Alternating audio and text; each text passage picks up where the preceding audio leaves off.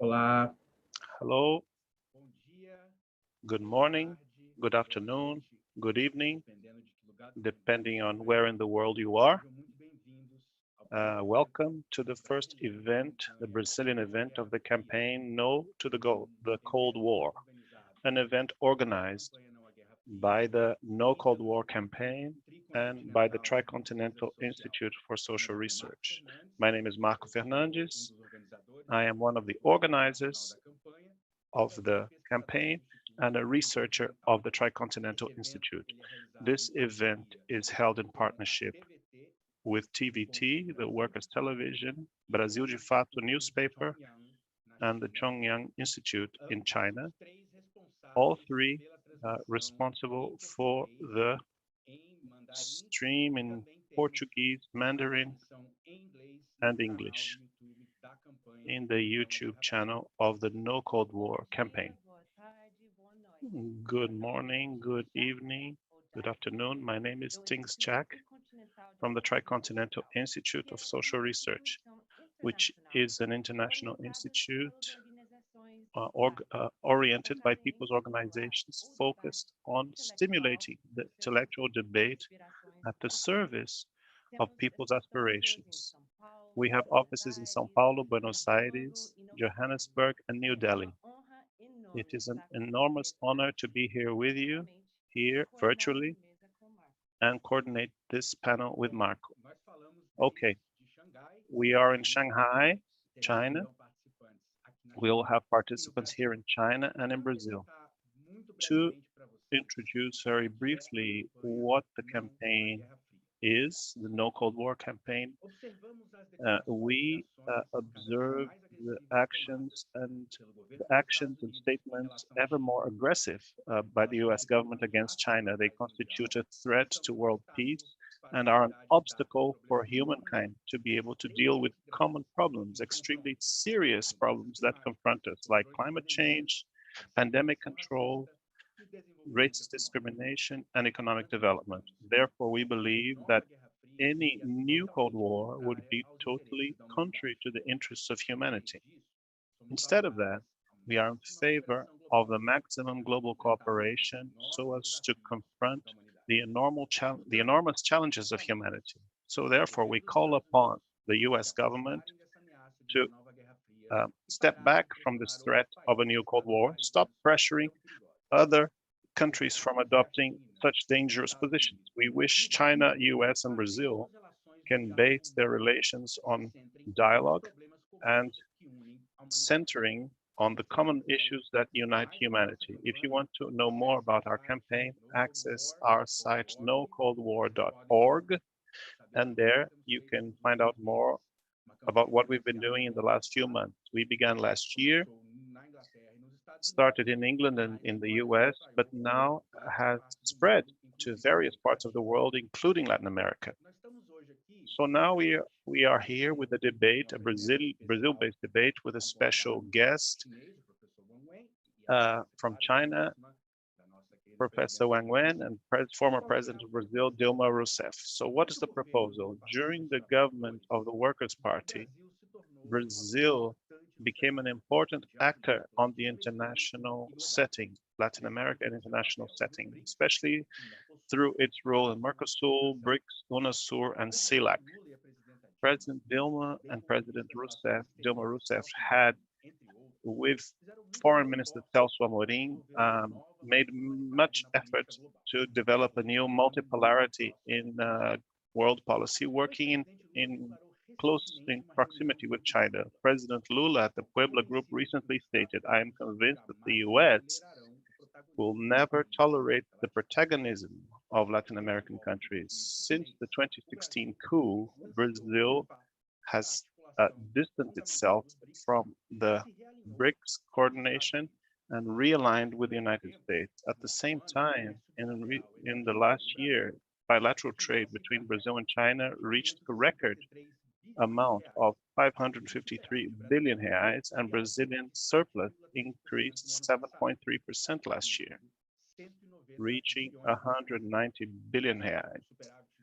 In other words, Brazil's surplus with China is 70% of our whole trade surplus.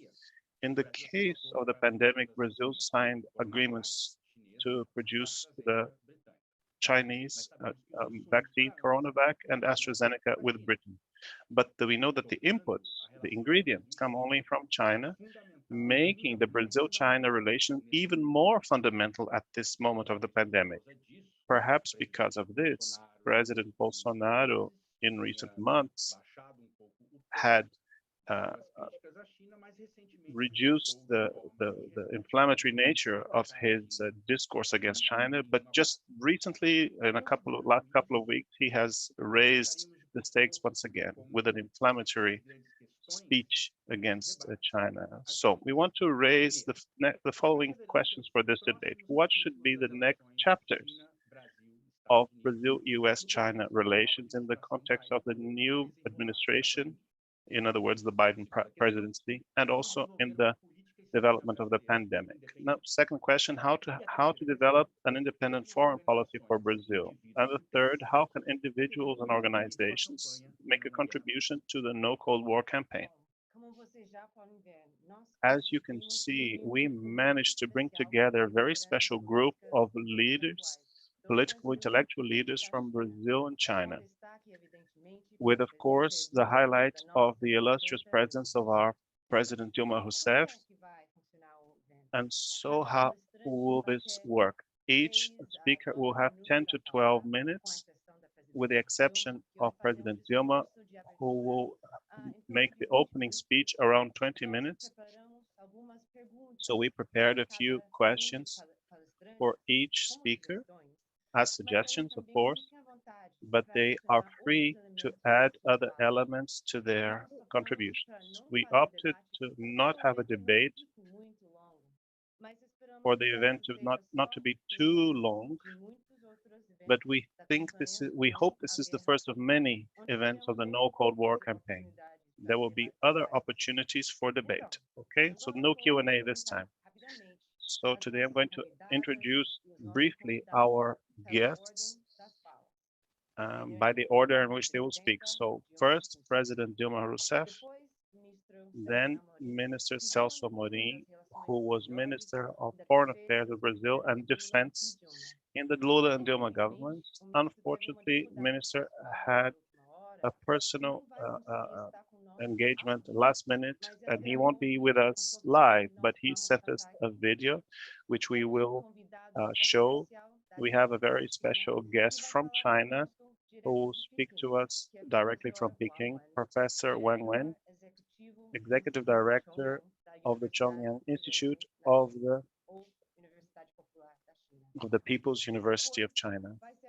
Then will come Professor Monica Bruckman of the Federal University of Rio de Janeiro, Brazil, who was an aide to the General Secretary of UNASUR between 2011 and 2013, and who also contributes with the Tricontinental Institute. Next, we'll have Professor Elias Jabbour from the State University of Rio de Janeiro, who is a member of the Central Committee of the Communist Party of Brazil. Lastly, one of the main leaders of the people's movements in Brazil are Comrade João Pedro Stedile, member of the National Coordination of the MST, the Landless Workers Movement of Brazil, the biggest people's movement in Latin America. So, without further ado, let us launch into our event. So, starting with our most illustrious guest, President Dilma Rousseff. So, I will suggest 3 questions for her to answer and add whatever remarks she wishes. So, Madam President, what were relations like between Brazil and China in the Workers' Party governments? What was the role and what is the role of the BRICS group today? And how to prevent a new Cold War? Thank you for your presence, President. Madam President, you have the floor. So first, I would like to greet Professor Wang, Professor Monica Bruckman, and Professor Elias Jabbour. member of the leadership of the Communist Party of Brazil, also to greet my dear brother, comrade, João Pedro Stedile, one of the leaders of the MST, the biggest people's organizations in Brazil. So I'm going to invert the order of the questions. So I think it's important to characterize that the new Cold, what is this new Cold War? Since the financial crisis of 2008, the conflict China-US became clear, whether through the policy of containment, which was implicit, which was veiled under President Obama, and the TPP, the Trans-Pacific Partnership, is an example of this veiled policy, but then openly and declaredly under President Trump, and now more diplomatic, with very aggressive streaks under the Biden presidency. Some people call this setting of new Cold War, but I believe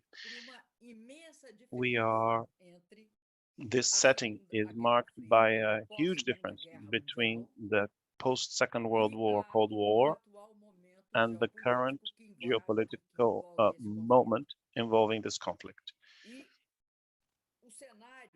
I think the setting that characterizes this conflict is, on the one hand, capitalism in its neoliberal phase, extremely financialized in the United States, which wants to impose a dynamic of growth based mainly on speculation, on financial speculation, and on the other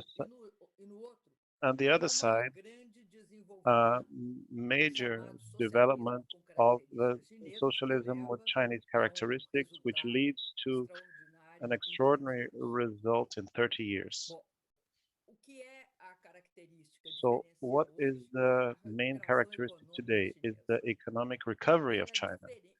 And it is radically different, much faster than the US economic growth in the face of COVID. So China is growing 20% in relation to 2019. Its reserves have had significant increases, and the GDP grew 2.3% in 2020, while the US and European countries are between a drop of 4 to 10% in their GDP in 2020. So COVID pandemic in itself does not change the trends, but it does radicalize the most marked characteristics of what had been happening between the nations since then.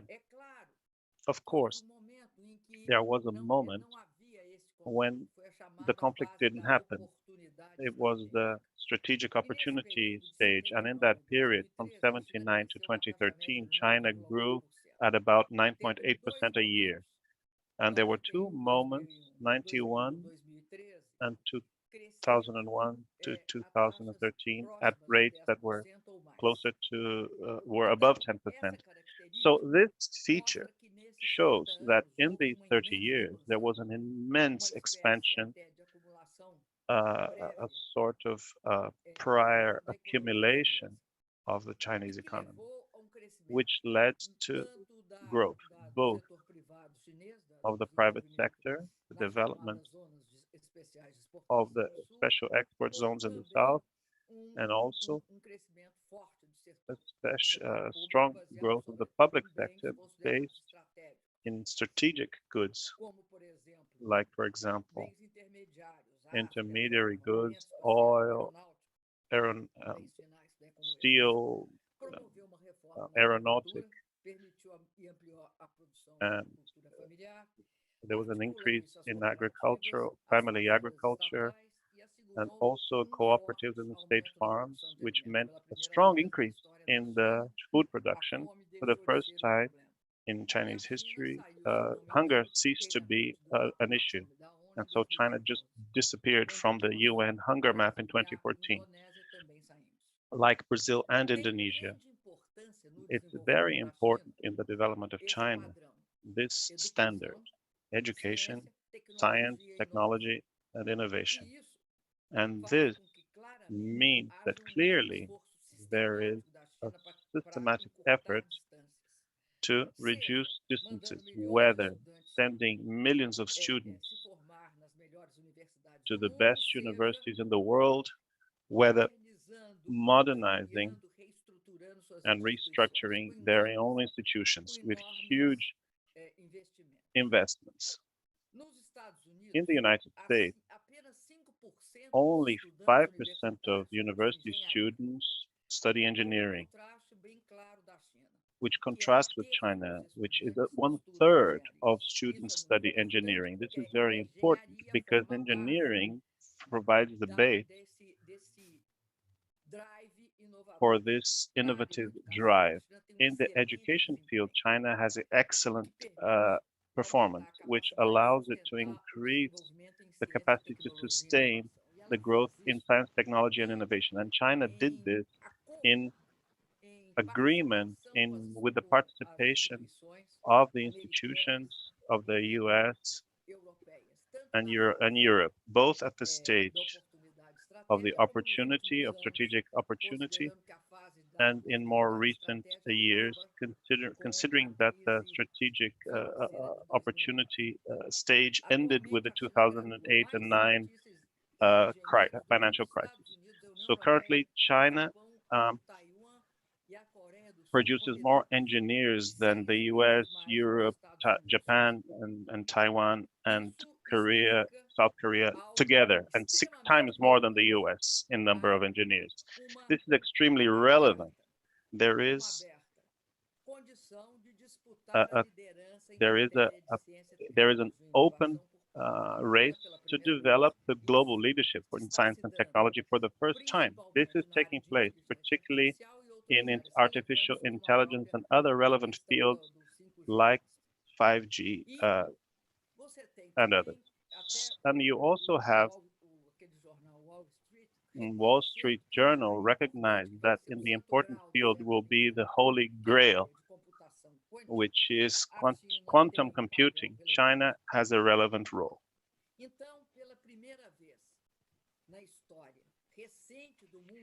So for the first time in the world's recent history, a country, which is China, is next to the US at the cutting edge of the greatest transformation of the 21st century, which is a technological revolution of AI and what is known as communication and information technologies. In addition, the Chinese economy, because of its size, represents 40% of the internet global transactions. All of this creates a space, a very important space, in this configuration of the new dispute that is being called the new Cold War. So this setting is a setting in which the most important part of the conflict will occur. And it's important for us to highlight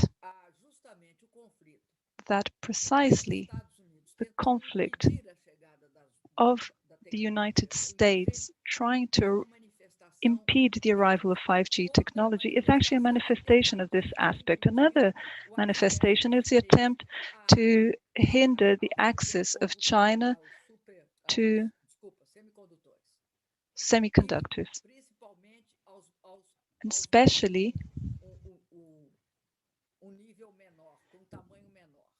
those with smaller size of 3 to 7 nanometers. This is because the microchip wars will be a war in which international leadership will be decided.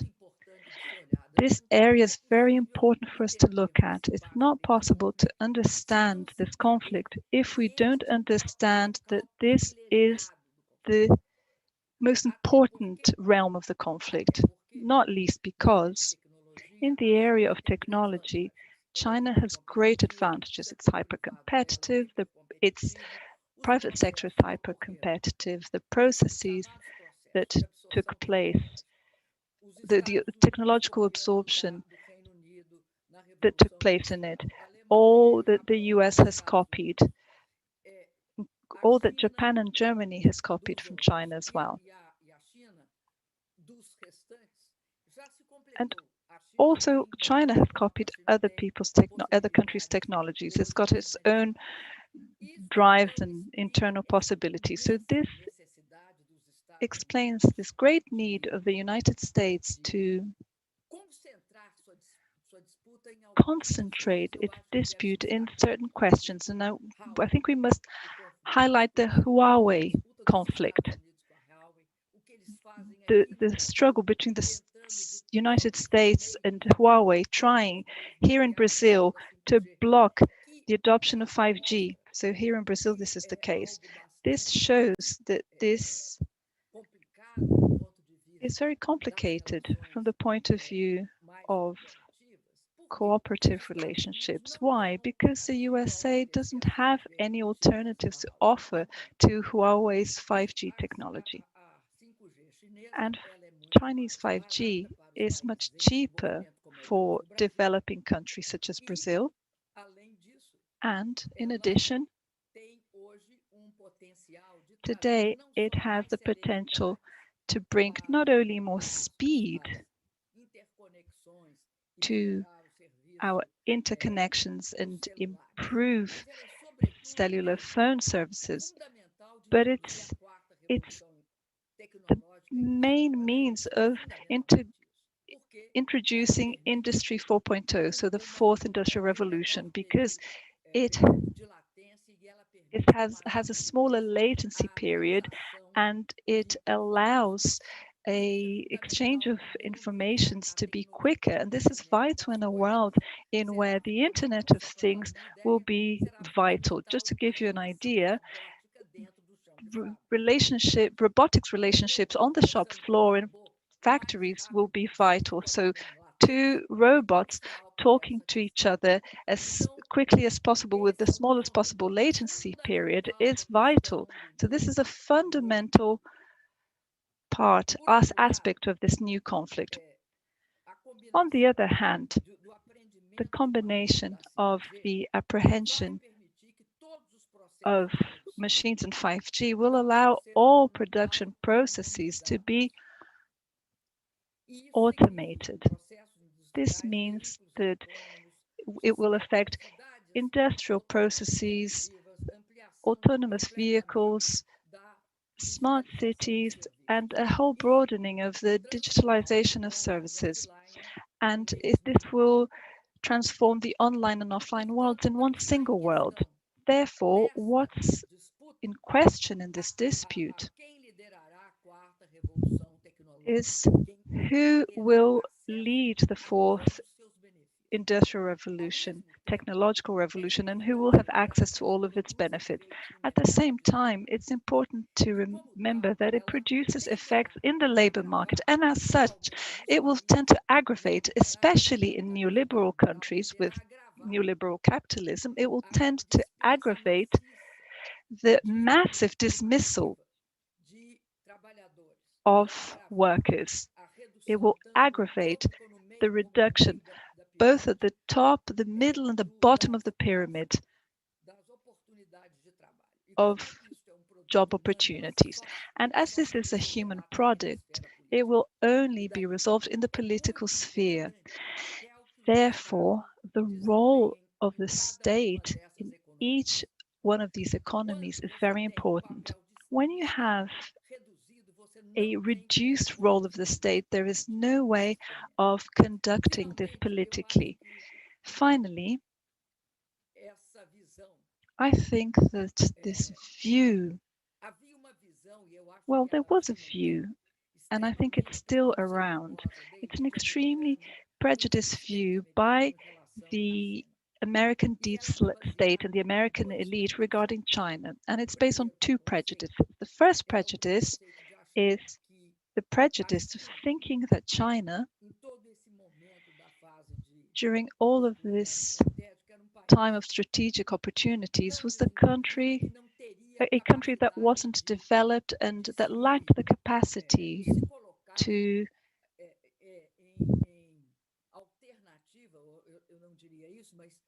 put itself forward as an alternative and on the level of development of the USA. This prejudice is based on another prejudice, which is the prejudice that says that as long as China doesn't jettison the Communist Party, without adopting a liberal democracy, it would not be able to carry out a sustainable development. And there lies a big mistake, because if you don't understand that the Chinese Communist Party is responsible for this extraordinary transformation, then it's difficult for you to understand how this process was possible. So this prejudice, I think, has been decreasing, and I think it was very much hit by the 2008-2009 crisis. Why? Because the deep state elites of the USA supposed that China would be presumed that China would be the focus of the crisis, and the focus of the crisis was the US. And so this unipolar world that arose after the fall of the Soviet Union and the Gulf War, the US placed itself as the center of the economical, financial, ideological movement. So in the 2008-9 crisis, there was a world that fell apart, the world of US hegemony. This is very important because this explains both the G20 and BRICS. BRICS and G20 were the reaction that the emerging economies gave to this fact. Of course, the responsibility for one of the most dramatic crises after 1929 was a process that happened in the USA, which is a financialization process, which made financial speculation the main basis of the economy. And it made it so that there were no long-term prospects, only short-term prospects. This short-term prospects mean that there's a decrease in science and technology investment, deregulation of financial markets, and it also imposes a huge inequality, which affected all countries of the world. Because the so-called Washington consensus started being imposed on countries. So Latin American countries, we all suffered the incursions of the new liberal agenda, which means a minimal state, a reduction of public expenditure on education, on health, etc. The BRICS and the G20 were a reaction to this moment in time. So if you look at what the BRICS were, they were precisely formed in the context of the 2008-9 economic crisis. In Brazil, we considered it vital to create this other pole in order to ensure, not to create a separate power, but to ensure multipolarity, to ensure that there be more balanced relationships, less asymmetrical relationships in the international setting, because asymmetrical relationships aren't equal to multipolarity. So there was a search to build the BRICS group, and this is the same search that led to the G20, and it had a specific aspect to it because it links, coordinates the four biggest economies, and then we saw the entry of South Africa. So it was Brazil, Russia, India, China, and South Africa. So this creation was a result of a new conception of the need to have an international economic force to make existing relationships less asymmetrical, especially in the financial and economic fields.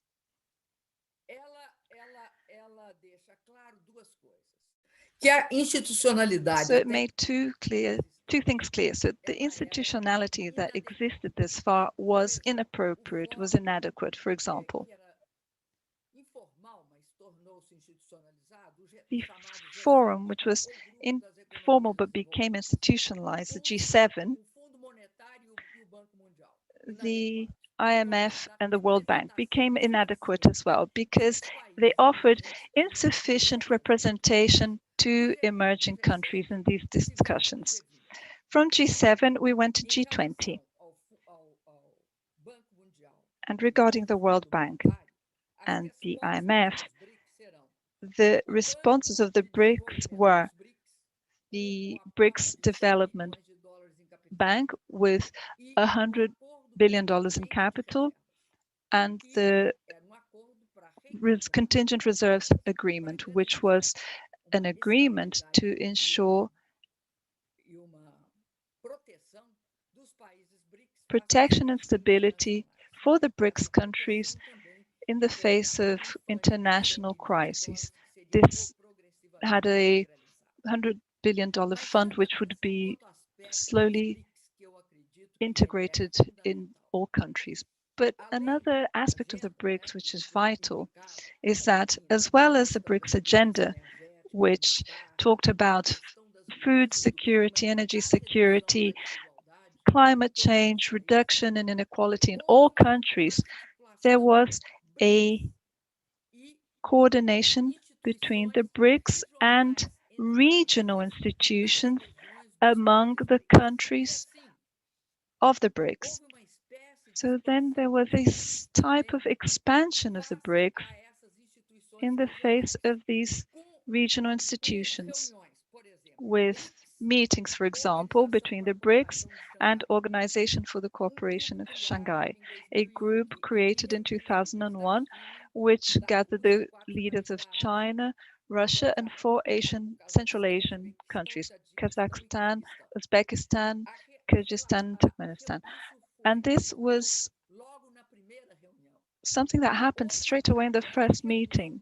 There was that meeting also between the BRICS and the African Union when the BRICS meeting was in Durban in South Africa. There was a meeting, an UNASUR meeting with the BRICS when the meeting took place in Brazil, in the Fortaleza meeting in Brazil. The meeting was in Brasilia and then in Fortaleza with UNASUR. And in 2015 in Russia, there was a meeting with the Euro-Asian Economic Union formed by Belarus, Kazakhstan, Armenia, Uzbekistan, with the presence of Iran as well. All of these mechanisms, they aimed at this integration because the BRICS Bank, for example, it was presumed that it would also be a tool for supporting emerging economies, and it also gave subsidies for us to integrate ourselves in the question of the Silk Route, which at that time here in Brazil was basically the agreement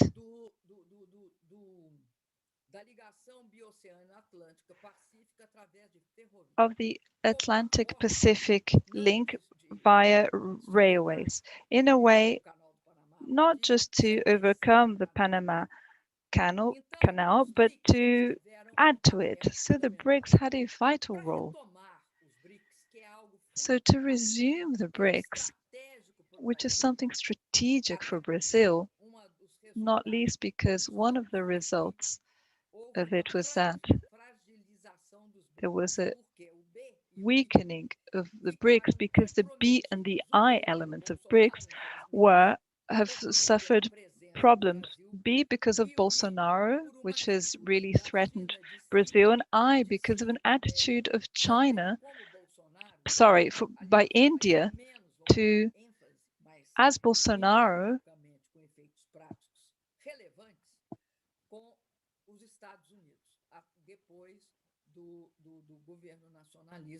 it chose a similar route to Bolsonaro in relation to the USA. So Narendra Modi's government, being ultra right-wing, assumed a similar stance. So all of this shows the following, that our recovery would have to be necessarily political.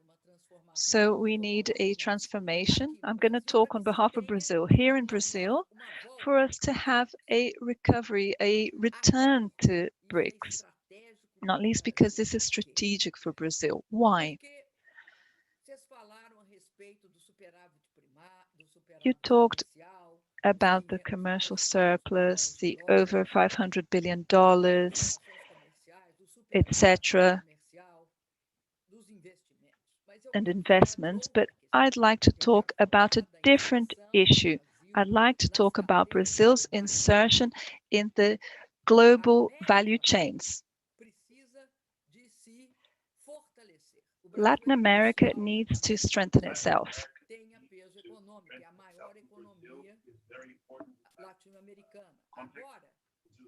Aos governos progressistas da América Latina veio se juntar o México, que não existia no período anterior. Então, a presença do Brasil pode permitir que aqui a chamada fábrica, como tem a fábrica Ásia, a fábrica Europa, a fábrica Canadá, Estados Unidos e México também, é necessário que tenha a fábrica latino-americana. E em se introduzir nas cadeias globais de valor, passa por uma relação, para que essa relação forte Brasil-China se transforme numa relação forte Latinoamérica-China. Uma relação em que pode ensejar a ampliação da capacidade de acumulação desses países latino-americanos. E aí eu vou fazer um paralelo entre isso, é óbvio que numa escala bem menor, e a estratégia de circulação dupla proposta pelo presidente Xi Jinping e que está sendo adotada e que é uma estratégia fundamental de combinação do crescimento do mercado interno e sua relação com o mercado externo. No caso da China, especificamente, isso é fundamental porque trata-se de modificar o padrão de crescimento. A dual circulation é, sobretudo, uma modificação no caráter do desenvolvimento e abre o caminho, no caso da China, para, além de uma economia moderadamente próspera, essa que superou e tirou da pobreza 100 milhões, os últimos 100 milhões de chineses, passa também pela construção de uma economia social. No caso dos nossos países, a combinação de uma circulação dupla, ela não leva, nesta fase que nós estamos, agora nós temos de ser levados a uma sociedade moderadamente próspera. Nós temos de sair deste processo de ampliação da desigualdade, de crescimento baixo. E temos de romper com o padrão neoliberal de financiarização, que tem uma dupla, aliás, tem um triplo motor. Então, que financiariza, reduz o papel do Estado, amplia a desregulação econômica e todas as desregulamenta mercado de trabalho, abre as riquezas naturais do país para, como é o caso da Amazônia, para o maior desmatamento possível. Enfim, tudo isso só é possível com transformação política. Hoje é necessário que o governo não tenha esse componente neofascista e neoliberal. Mantendo esse componente neofascista, neoliberal, o Brasil só irá destruindo as suas riquezas, destruindo a sua população, porque hoje o que nós vemos, diante da pandemia, são mais de 420 mil mortos e 19 milhões de brasileiros voltaram à condição de fome. Por quê?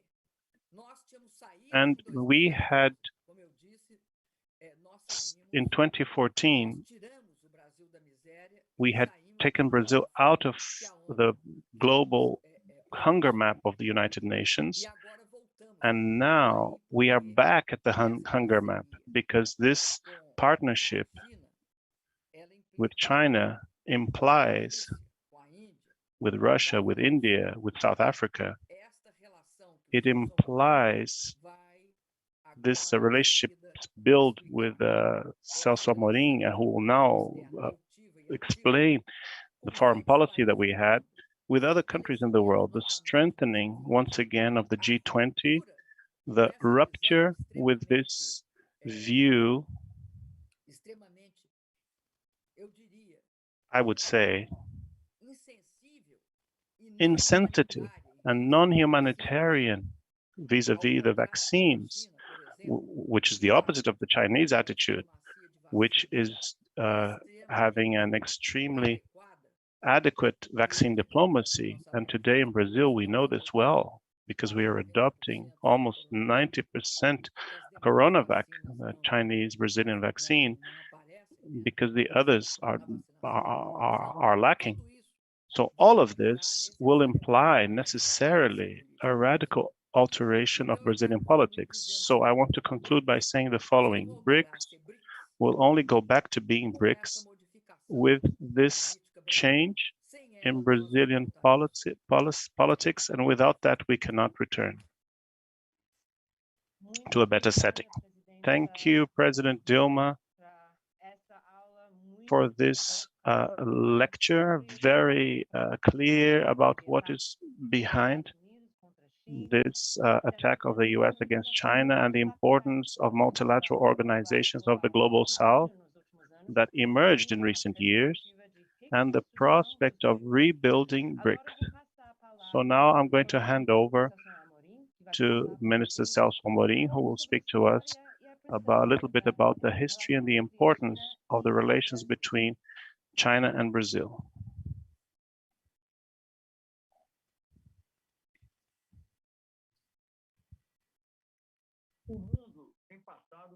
The world has undergone notable changes. These changes are not new. Many of them will be speeded up by the pandemic. We don't know how long it's going to last, what the responses will be, but many changes had already been happening. In 30 years, we had the end of a Cold War, the end of a bipolar world, the appearance of a hegemony of the United States, almost unchallenged for a long time, with the ascent of other powers and of the United Nations. And more recently, we started witnessing another tendency, which has two main aspects, I would say. One is multipolarity, the fact that there are many centers of power in the world. And so, therefore, we don't live in a world that is hegemonistic. The other tendency that is part of the first is specifically the rise of China. This is a major change, a momentous change. The Chinese economy has overtaken the American economy in purchase power parity, and over the course of the decade will overtake also in standard exchange rate terms. And this is speeded up by the pandemic itself. Furthermore, China has demonstrated something that the US lacked in recent years, and maybe was missing from other countries, which was the capacity of what US theoreticians call the white power, soft power, forgive me. So China, for different regions, has a major investment capacity and has directed major resources to infrastructure, works not only in Asia, but also in Europe and Africa. This gave China a lot of projection, a lot of strength, and the pandemic speeded up this process because China, although it was the country where apparently the pandemic began, on the other hand, it controlled it very quickly, and the economy recovered. So in 2020, it was one of the few large-scale economies that grew, and grew 2.3%, and probably will grow a lot more in 2021. So The United States had a strong recession. They are recovering now, but they will be very hard. Basically, they won't have the Chinese growth levels. So some theoreticians call the trap of Thucydides. It's a reference to the Peloponnesian War and the emergence of Athens as the major power, threatening the hegemony of Sparta. What the analysts talk about, they say that the war is inevitable. I don't agree. Neither Cold War nor a hot war. There's a world with tensions, but these tensions must be dealt with through dialogue and cooperation. The world today is no longer fit for Cold War. The Soviet Union and the United States and their respective allies, they were separate worlds. They almost didn't connect. To go from Vienna to Eastern Europe was really difficult. If depending on the passport you had, if you had the visa, they would give you a separate sheet of paper. Today, the world is completely integrated. It's impossible to isolate countries from each other technologically, and the challenges cannot be separated. For example, climate change. And health issues cannot be separated either, like the pandemic is demonstrating. So the world cannot withstand a Cold War, and it is not necessary. Of course, for it not to occur, many factors are required. Among them, the idea that no one should fight for a hegemony. We don't want to replace one hegemony with another. The world we have to live in will have to be a world with greater cooperation. I'm not an idealist. It's hard, but that's what we have to work towards, with supporting the multilateral system, the United Nations, because of the pandemic, the WHO, but also in trade, the WTO. There's now a very interesting discussion now about patents, the validity of patents during the pandemic. This is a discussion that everybody has to take part in. And I think the US president gave a decent example, by espousing the suspension of the vaccine patents, which some developing countries had already been advocating. So these are global questions and require cooperative responses, dialogue. The international system itself has to change. I'm going to be very frank with you. Maybe my Chinese friends will not agree. We cannot deal with questions like the pandemic, climate change, without a body with power like the UN Security Council, but without the veto power. We cannot accept the veto power over the future of humanity. This is a major challenge. And China will play a huge role in this challenge. China, like every major power, it has its economic power, political power, soft power, but also military power, but also new conceptions of living. We have to deal with that. There has to be a dialectic between the US conception, more individualistic, and a more solidarity version. I'm not saying one is better than the other, but it's necessary to understand that major changes in the world has to be dealt with in this way. That's what I see. I also see that it's not a bipolar world. Russia remains a major power in the military field. The European Union is also a major economic power with all of its challenges.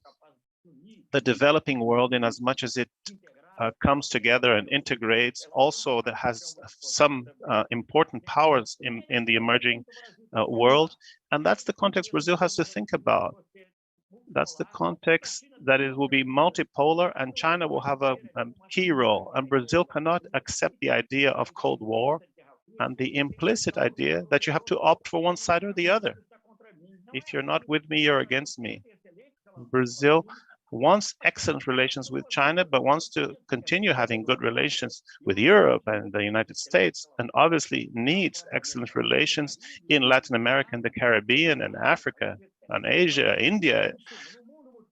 So in a multipolar world, that we have to recognize that China will play a key role, and it's of the interest of Brazil, not just the trade interest or the pandemic, but also to build this new world. This BRICS will be fundamental. There was a construct of the governments that I took part in as a foreign minister, and under President Dilma, it was further strengthened with the BRICS Development Bank. So that's the context that we have to work in to make this multipolar world be a world of cooperation, and the tensions and rivalries, which are inevitable, have to be dealt with, have to be tackled through dialogue with reasonableness. I want to talk a little bit more, just a little bit more about the partnership Brazil-China, because historically I have a connection to that, not way back, because that began under President Geisel during the military dictatorship, who had a decent geopolitical view.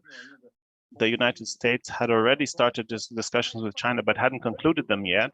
But during the Sarney government, as Science and Technology Ministry, with one of the biggest cooperation, South-South cooperation projects, for a long time, perhaps the biggest, the biggest advanced technology, which project, South-South, which was a Chinese-Brazilian satellite project. Years later, I had the opportunity as minister of the Itamar Franco presidency to sign the strategic partnership when Jiang Zemin came to Brazil. It was the first strategic partnership that China signed with this name. So it's not something to be disparaged. A major historic view looking forward. But let's talk a little bit about trade. When we signed the strategic partnership, the bilateral trade in the two directions was $1 billion. Today, it's more than $100 billion. So huge growth. And in the multilateral forums, Brazil has had common position with China on non-intervention in internal affairs, just like we've had a common positions with other countries, in common with developed countries, some capitalist countries, and we do have some common positions with them as well. So Brazil has to give major importance, the real Brazil, not necessarily the current government. The real Brazil has to lend a huge importance to relations with China. This is historic. This started under the military regime. The first civilian government, the Sarney government, had this major joint project. And then in the Itamar government in the early 90s, this formidable strategic partnership, which became deeper in the Fernando Henrique government, and then even more under the Lula government, with BRICS and the reciprocal meetings with President Hu Jintao came to Brazil, etc. And under President Dilma, which is an honor to speak after her. So I want to say that Brazil, China have to be together, have to be united towards a non-hegemonic world, a world with true respect for multilateralism, international norms, which is based on a structure of power as diffuse as possible. We know that the ideal does not exist, but bodies, institutions, forums like BRICS and others can be very important. We've seen the advances of China in trade negotiations in its region, in its continent, irrespective of ideology. And Brazil, to do justice, it has to work very hard for greater integration in South America, Latin America, and the Caribbean. And let's recognize that Kissinger used to say that China is a civilization masquerading as a country. Brazil is not that big, but Latin America and the Caribbean as a whole taken together perhaps can measure up to that. So China is a bloc, the European Union is a bloc. We need to be a major bloc in Latin America and the Caribbean, or at least in South America, to be able, together with Africa, to be able to be part of this multilateral world and make it more peaceful. And the main value should be human life. And in this way, through solidarity, through cooperation, and some competition is normal and healthy, but cooperation must prevail. That's the world there's no interest in a Cold War. We mustn't be fooled by this prospect.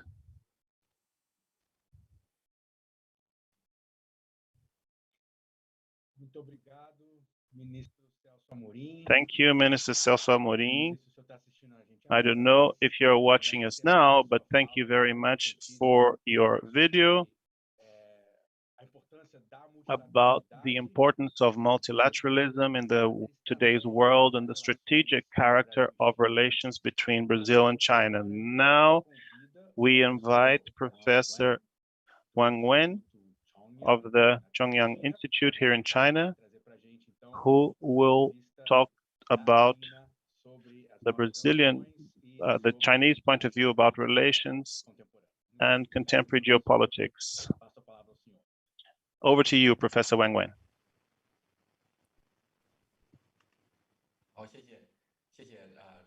Thank you. Thank you, Ms. Rousseff and all my friends. Good morning, good afternoon, and good evening. Thank you for inviting me again to this webinar on no Cold War. Today, being able to speak after President Rousseff in the same webinar is an honor of mine. Actually, in a lot of Chinese perspective, President Rousseff is an excellent and charismatic female politician. We miss a lot the China-Brazil relationship when you're in the office. I believe tonight, all the Chinese friends who are watching this, they share the same idea. Last July 25th, the No Cold War webinar had been watched by over 200 million people of over 50 countries online. And it is a hard evidence of the great attention and support of the No Cold War received worldwide. And today with President Rousseff, the force of global peace and development is stronger. And actually the concept of no Cold War is outdated. It's just some Americans who wanted to return to the US-Soviet Cold War and continue with their hegemony.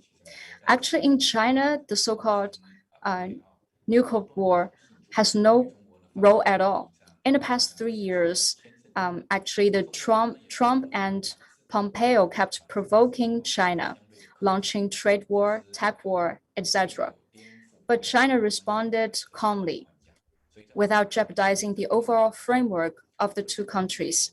So I think the New Cold War did not break out. Actually, data show that in 2019 and 2020, the China-US bilateral trade and investment increased, proving that people in the economic and financial circle in both countries are spending actual money in a pragmatic way, saying no to the New Cold War. So now a bunch of politicians in US, Europe, and Australia are they're role-playing Don Quixote with their spear fighting against the windmill, showing their courage and strength. And China is the imaginary windmill. And their political logic is a simple three-step. First, they will make up lies on China. For instance, Xinjiang and Hong Kong, the human rights are sabotaged, and China steals IP from other countries and trying to control the world. And second, they will strongly condemn China for the so-called crimes and openly express to the media that their judgment on China is morally correct. And third, the Congress will pass plans against China to get more funds to keep on with their schemes and conspiracy. But these are outdated frauds. More and more people have recognized that. In China, even the average netizens will think that the political tricks of US are ignorant and ridiculous and childish. they take China as the scapegoat to divert attention from their mistakes in the economic development, pandemic control, and human rights protection. Quoting Chairman Mao, all the reactionaries are paper tigers. China is not to be intimidated. In the past 7 decades, the US has conducted 4 rounds of offensives against China. 1949 to 78 military offensive, 78 to 99 ideology offensive, 92 to 2016 economic offensive, and the comprehensive offensive of Trump. But China is still standing. In the past, China was forced to participate in the Korean War and Vietnam War, defending its national security. And through reform and opening up, China promoted a new wave of rapid growth. And the Chinese companies, with their self-resilience, make China the country who has the most companies in the Fortune 500. And the 4th round of offensive is even worse. After Trump came into the office, the US mailed and used tech bans and increased taxes against China. But as we all know, the Chinese government, society, and companies have resisted the pressure and become more and more united and resilient. 2020, China is the only country in the world with positive growth in economy and foreign trade. So China's economic volume is expected to overtake US in 5 to 8 years and become the biggest economy, ending the economic domination of US in the 130 years. So with the 4 rounds of the offensive, the US has actually not taken any substantial advantage. But China's ability to play against the US has been strengthened. Now, we believe that the China's strategic posture towards the US has changed, and the era of the sole superpower has passed. The time of true multipolarity has come. It is characterized by 3 features at least. The first is the multipolarization of perceptions and the rise of the national confidence in emerging countries, especially the BRICS countries, has caused a total collapse of the fantasy of the US. The failure of US fighting against the pandemic and the selfish behavior on vaccines and the domestic governance deficiencies weaken the US soft power. US is no longer the beacon to the world. And also the decline of the G7 is faster than we could have imagined. So more and more countries will believe that they can have their own development path that fits their own national conditions. And second is the multipolarization of the economy. Emerging economies in terms of the tech innovation, demographic advantage, and economic potential will, in the past pandemic era, keep growing. And the BRICS countries and Brazil will remain the most potential emerging economy in the world. And I estimate before 2030, the top 10 economies in the world, emerging economies and the G7 countries will be half-half. And the third is the multipolarization of governance. Globalization will be based on individual regional governance, and in each region, the Western influence will decline and they can no longer manipulate these places as it did in the past. For example, Brazil's influence on Latin America and China's influence on Asia will continue to rise. And the international organizations, they will contribute greatly to the regional equality and development. So we have to admit, for the future China-US relationship, US cannot defeat China. Of course, China, do not want a new Cold War, but China will firmly defend its national interest. So, of course, the tension will become the new normal for the China-US future relationship. I'm afraid this is something everyone will have to accept and adapt to. So I would like to share three conclusions of no new Cold War. First, we must see the politicians of the West. Their lies, the deceptive nature of the so-called new Cold War. They are just promoting a conspiracy against China pretentiously. We need more international peace forces like President Rousseff today, standing up against these lies and conspiracies. I think it is very important. As a Chinese scholar, I would like to give a big thumb up to Ms. Rousseff. I totally agree with everything you just said. And secondly, we must insist on opposing hegemony, promoting the true multilateralism and defending world peace. Actually, Brazil under President Rousseff's administration is very respectable. Brazil is a big country in Latin America and has played a great role in world peace and development. We have to say, in the 21st century, humanity still faces the threat to peace.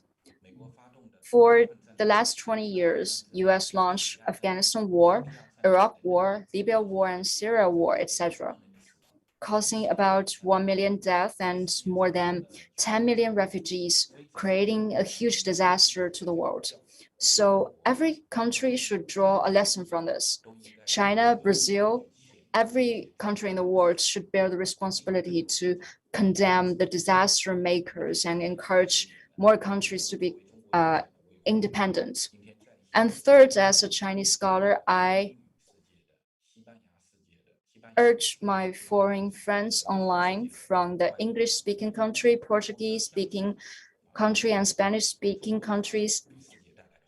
We must believe in the dividends that China's development brings to the world, not in the irresponsible attacks on China. Just as President Rousseff said, China is rising, and China's rise is based on self-discipline. Over the past 4 decades, China has developed it rapidly without invading other countries or provoking wars or sending refugees. We commit not to be the first to use nuclear weapons and signed most international conventions. China, I think, is as peaceful as Brazil. We have made the 5-year plans, and also we set a green and low carbon goal, that is to fight against the climate change without repeating the Europe and US old path of the pollution first and regulation later. And in a consecutive 10 years, China's economic increasement contributed about 30% of the world economy and lifted 700 million people out of poverty, undertaken about 1/3 of the global infrastructure construction and investment, and created more international jobs. I think China's development path is worthy of the world's respect and worthy of more countries to learn from. And I remember President Rousseff once said something that I admire a lot. She said, "Courage is the mother of change." In 2013, Ms. Rousseff said that. I think it's a very powerful statement. I couldn't agree more. Now, I think it is a time to have the whole world pick up the courage again to fight against the hegemony, to pursue equality and a better future, to say no to the new Cold War. And in the last, I hope that we can conquer the pandemic in the near future, and we will invite Ms. Rousseff to China again with a sincere heart. And we will invite Ms. Rousseff to our university to give a lecture on our students. Thank you. Thank you a lot. Thank you very much, Professor, for having brought your contribution about the strength of the economy and Chinese society and facing up to the attacks by the United States and recovering the economy and the importance of creating a peaceful and multipolar future. So with this, I'm going to hand over to Professor Monica Bruckman and suggest the following questions. Why does the US why is the US investing on a new Cold War against China? Does China's version of socialism bring any sort of can contribute in any way to Brazil? Good morning from Rio de Janeiro. The people from Rio say it's the most beautiful city in the world. I, as a Peruvian, humbly agree with this statement, and I'd like to say that it's a great joy to be here with President Dilma in this debate and with my colleagues Wang, Elias, Jabbour, and my dear comrade João Pedro Stedile. I'd like to congratulate the Tricontinental Institute for organizing these meetings in order for us to make these reflections. I'd like to start off by saying that there's a great construction, a discursive and symbolic construction regarding this reaction to the Cold War, which is increasingly divorced from the material nature of the world economy and the changes in the world. So I think there's an increasingly greater gap between this discourse and between what's actually happening in the world economy. I would synthesize these great transformations of the contemporary world model, the contemporary world economy, which we see very concretely have seen very concretely in the last 20 years. But I see two movements in this process. First of all, a displacement of the economic dynamism from the Western countries, Europe, US, to the East, especially China, but not just China. I think it's all of Southeast Asia with China's leadership, which is taking up this leadership in the economic dynamism on a global level. And secondly, the displacement of this economic dynamism from the north to the emerging south. And this is a process that precedes the pandemic. So this crisis of 2020, which is being projected to 2021-22, which is the greatest crisis since the Second World War, perhaps the third more important in the last 140 years. But I would say that this crisis is deepening and accelerating.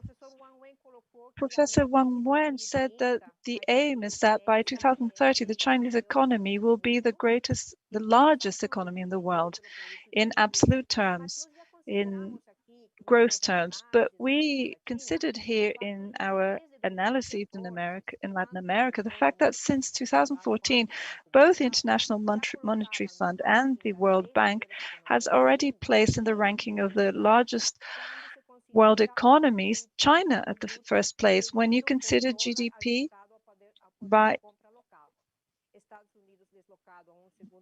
measured by dollar in terms of local purchasing power.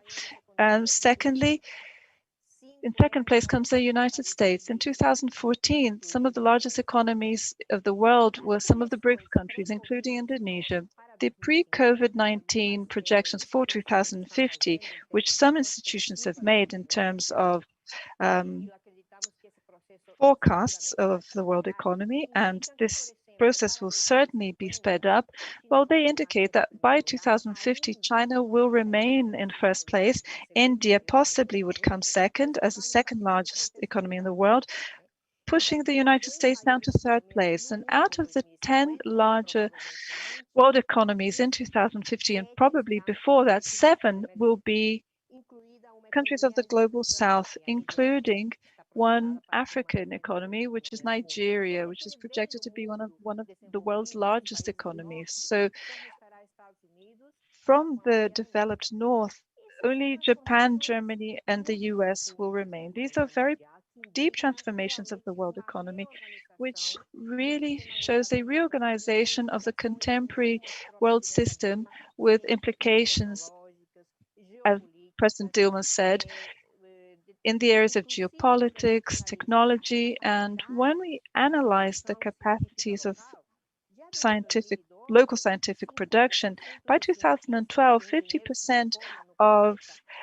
scientists and engineers on the planet were graduating in China, and with India close second. So we can see what's happening in terms of an increasing process of weakening of the United States and a rise of the Chinese economy. And we see that the conditions of thinking, proposing, and discussing a Cold War are very limited because there's no such thing as a sort of parity of economic power with the geopolitical and diplomatic consequences that this means. If we look at the COVID-19 crisis impact on the world, there was a great reduction in the world's economy, something as like 55%, 7% for European countries in 2020. The USA,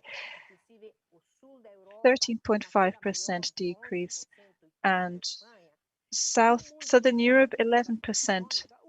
So in a world of great economic shrinkage, the only country that most grew, over 2%, was China. So it's interesting that when we look at this recovery of the global economy, we see that for 2021, the projection is that China will grow by 8% and India by 11%.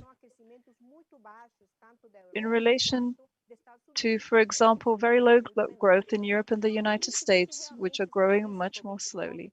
So we see that the COVID crisis has had a different impact. It's impacted the developed economies of the North than the emerging economies of the South, especially the Asian one. And two of those, China and India, will be important engines to drive forward the world economic recovery.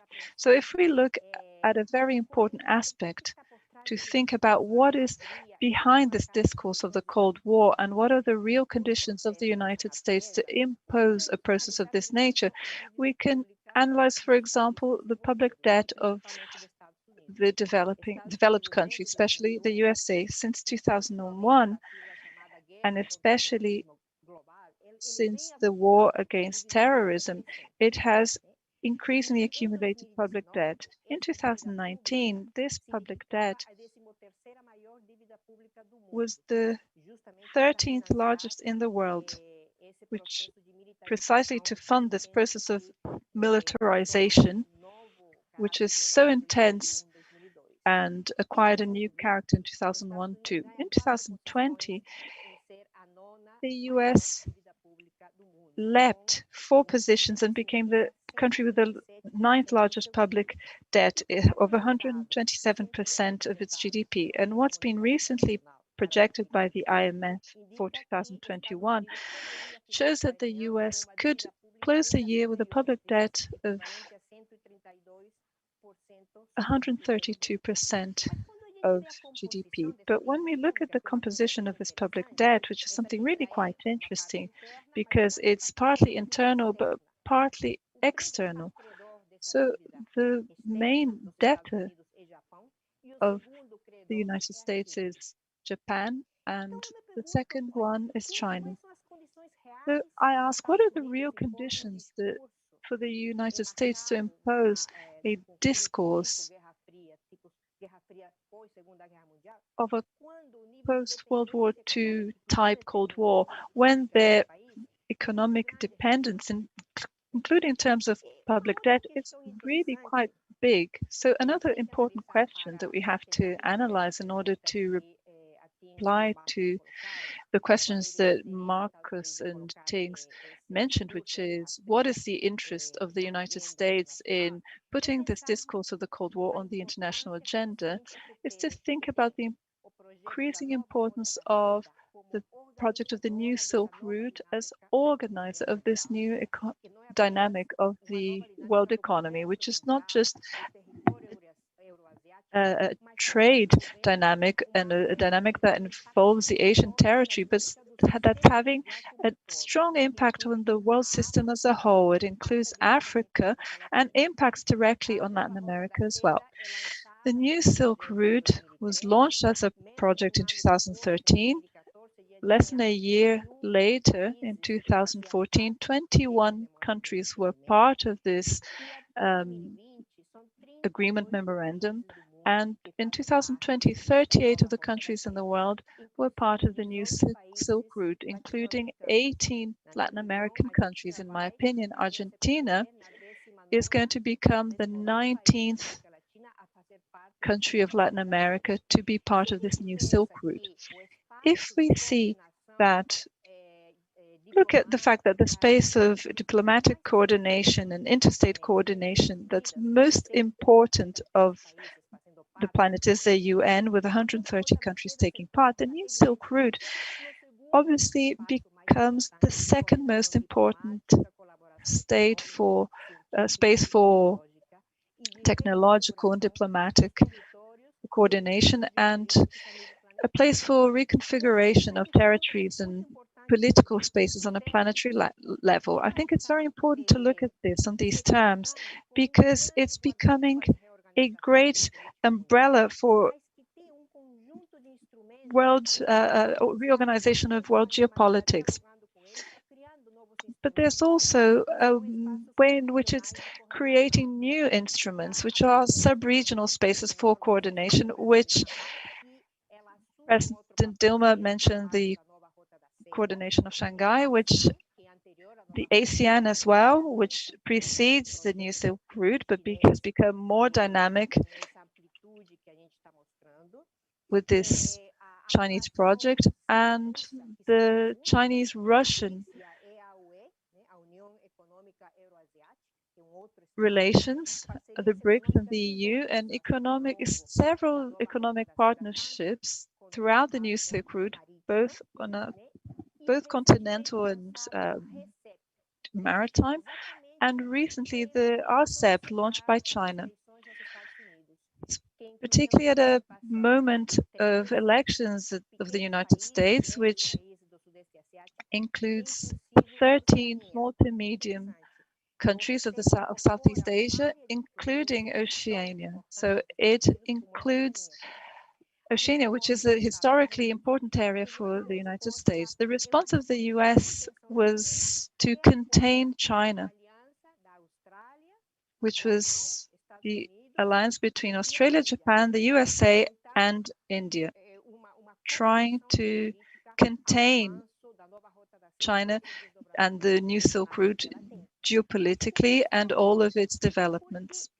But this has come with many problems, because if we think, for example, of the case of Australia, Australia is a great exporter of ore,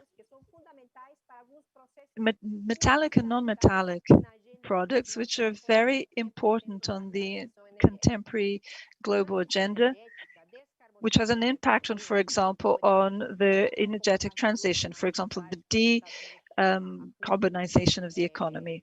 This was discussed in the climate summit, in which 40 countries discussed this theme and went back to an agenda that had been jettisoned in the last few years. So this decarbonization of the world economy means there's a greater demand for certain critical minerals on which low carbon technologies depend on, for example, wind and solar energy, which are needed for example, for solar panels, windmills, electric vehicles. Electric vehicles consume 5 times more of these metals than regular vehicles, and there are great reserves in Latin America, especially South America. But Australia, in spite of having small reserves, has become a great producer of these minerals for the world economy. The main destination of these exports is China. So what I ask is Australia going to stop exporting to China because now it's part of this agreement with the United States? Well, this formula has failed in the past. This formula was launched in our region was launched in 2013 when UNASUR was starting to discuss a greater deepening of regional integration to move forward with a continental strategy for using natural resources for the good of the UNASUR. Then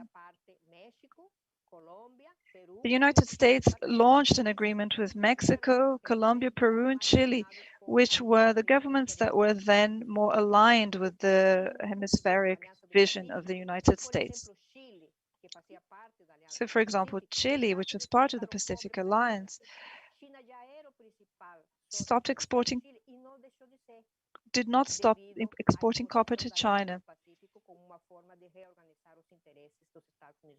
which was a way of this agreement with the United States trying to reorganize interests in the region. So I'd just like to draw attention to the great failures of the United States in the economic and political realm, in the technological realm in the last few years. So for example, 5G. NATO considers 5G an issue of national security. Its importance in the fourth industrial revolution, in the Internet of Things, in self-driving vehicles. It's great. It's a profound impact that it's going to have, including in telemedicine.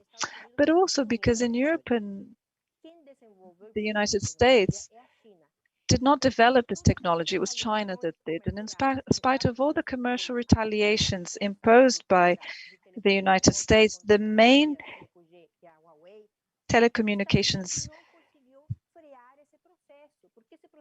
company, which is Huawei, well, was not stopped by the United States. So any country that is going to be intends to be out of the 5G technology would be outside the possibility of being part of the technological cycles that emerge in the world economy as a whole. Where do we see these failures? Apple, which follows US policies and refuse 5G technology, has recently announced that it will produce 5G adapted telephonic technology because it simply cannot be out of this process. But it announced this after Huawei and several world companies started launching this technology. The same happened with TikTok, which is another failure of this threatening discourse of the United States regarding China's positioning in telecommunications. TikTok has become one of the largest social networks in the world, and it's created and managed by China. It was legally banned by the US, and legally this did last for more than 48 hours because it was several companies contested this, and TikTok resumed in the United States and based on United States companies. So these are important failures that show how the economic shows that the economic conditions of the US to impose a sort of discourse are increasingly weakened. And in this process of the pandemic, I think China perhaps brought forward the most important element in this conjuncture of a health crisis. In the Davos meeting a few years ago, President Xi Jinping mentioned the need of making the COVID vaccine a public good. So the possibility that there might be a break of patents of the COVID-19 vaccine, I think is a unprecedented political fact, at least in the recent history of capitalism. I think it's a moment where global capitalism is placing the defense of life before the interests of the market. I think this is an unprecedented fact if it really materializes in the agenda of the WHO and the WTO, etc. The United States has just declared its support for this, and the European Union is also coming on board. If this becomes a planetary agreement and we manage to immunize the population on a global level, which is completely indispensable to any sort of economic recovery, then we will see the limits of the system and the possibility of building a post-capitalist world. And so to move to the second question, I don't know if there are I've got some time left, Marcus, do I? I think I'm at my limit here, but just not to overlook your question completely about the importance of socialism with Chinese characteristics for Latin America. Well, I recall the declaration, the statement made by the Chinese Communist Party in their last assembly, I think it was in 2017, when among the several things that were mentioned in the final declaration was that socialism with Chinese characteristics was not just a contribution by China for itself, but for the whole world, because it would take away the capacity of seduction by capitalism throughout the world. So I think this is something interesting, because China has a view of itself as a part of a larger long-term civilizatory process. If we look at what the new Silk Route it launched in 2013 means in order to reflect on China on the 21st century, we see that this new Silk Route is inspired on the old Silk Route, which came about 200 years before Christ until centuries later. So China is making use of a historical legacy in order to think about its own future and the future of the old Eurasia and the global economy as a whole. And I think this is very important to think, for us to reflect on in Latin America, which is still living under a colonial influence, especially in our thought, it's a very strong influence. Here we had civilizatory processes of great importance, which mean that our civilization is the third most ancient in the planet. And I'm sorry for my Chinese colleagues, but really it's even older than Chinese civilization. It's the civilizations on the northern coast of Peru 5 years ago and existed for almost 5,000 years with great commercial, linguistic, and intercultural exchanges in the Andes and in the Amazon, and spreading up into Central America and the Caribbean with very refined technologies, anti-seismic technologies, direct interference in the genetics of certain plants such as cotton. And this is part of a civilizatory legacy in our region, which if we really appropriate it, we can think about our historical process and our legacies in the region. And this will help us think about the possibilities of social transformations that our peoples want and need. I think the first question is related to that, with a vision of our very historical legacy in order to think about socialism in Latin America and transformation in Latin America. Secondly, what Chinese socialism brings us is a strategic view of China. And I think this is very important for us to think, because if we don't think of strategically about what sort of development we want and where we want to arrive in the 21st century, we'll not be able to think about local, regional development projects. And I think this is vital. So we do have very important and interesting legacies in our region. We were the region where, for example, the World Social Forum arose, and with its impact throughout the world, we're the region that placed the need to break with the European paradigm of a state.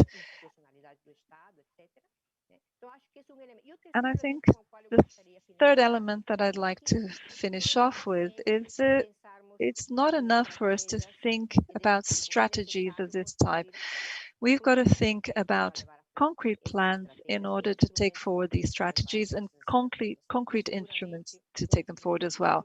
And one vital instrument in this process is going to be recover the vision of a sovereign integration, the projects and processes of integration that precede the 21st century and the new ones that in the 21st century as vital instruments to strengthen our region in order for us to think about it strategically and to think about our continent's participation in these profound changes in the contemporary world system. Thank you, Marcus.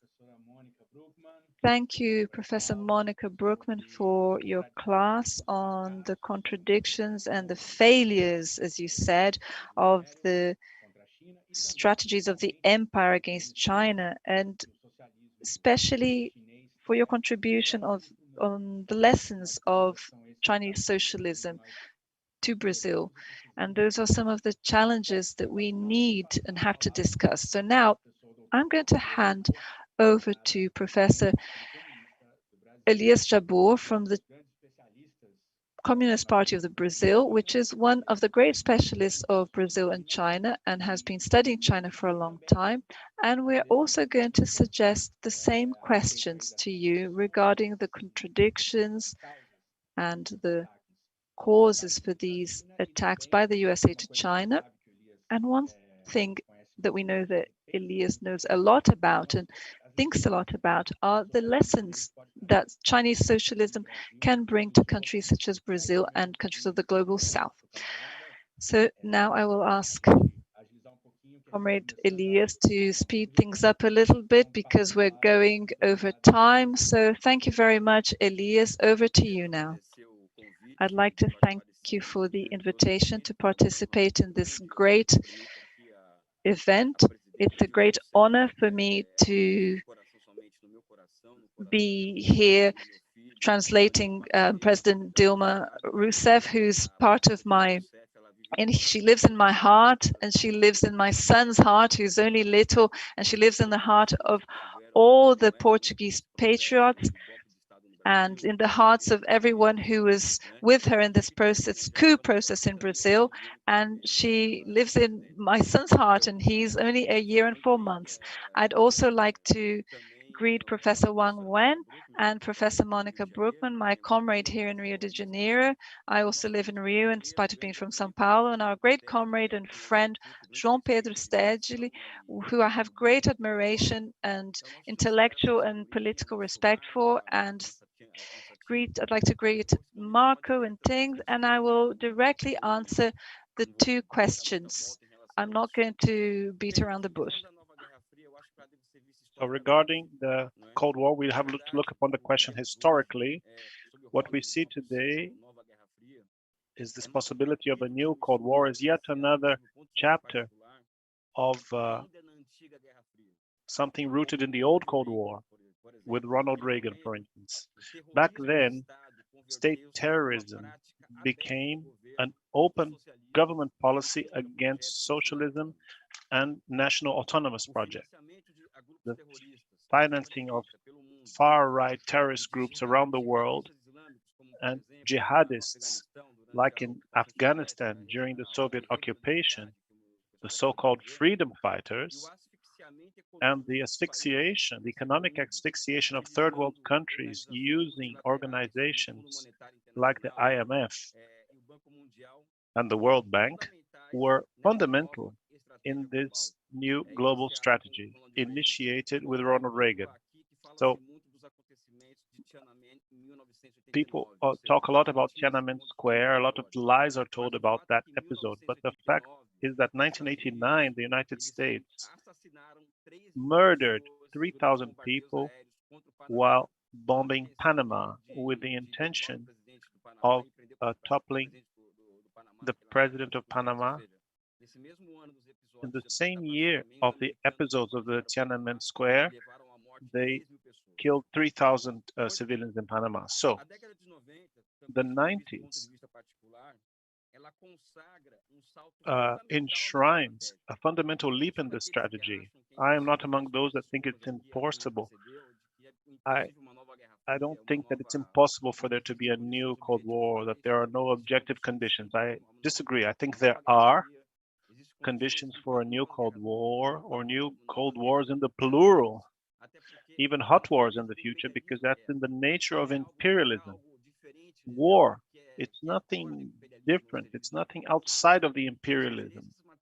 So the material interests of imperialism, of US imperialism, are directly confronted with opposite to the interests of global society.